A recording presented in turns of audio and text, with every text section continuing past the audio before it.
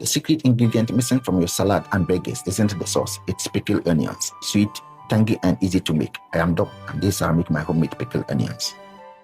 Water helps balance the brine and keep the onions crispy. Vinegar for signature tangy flavor. Sugar balances acidity.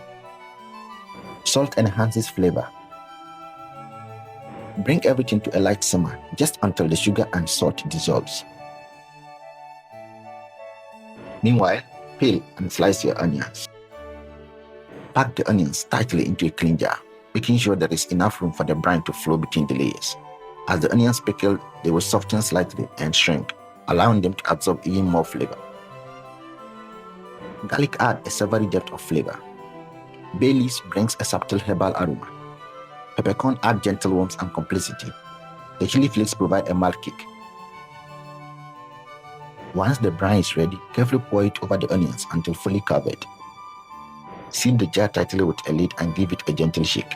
This helps distribute the garlic, bay leaf, peppercorns, and chili flakes throughout the jar, ensuring every onion slice is exposed to those flavors.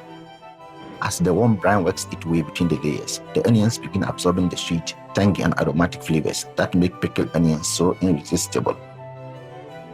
For the best flavor, let it pickle for 24 hours.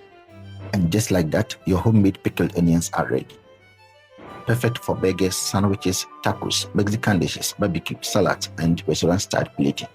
Want to see exactly how I use these pickled onions to elevate my dishes? Subscribe and check out my next video so you don't miss the next episode. Don't forget to like, share, and subscribe. Peace out.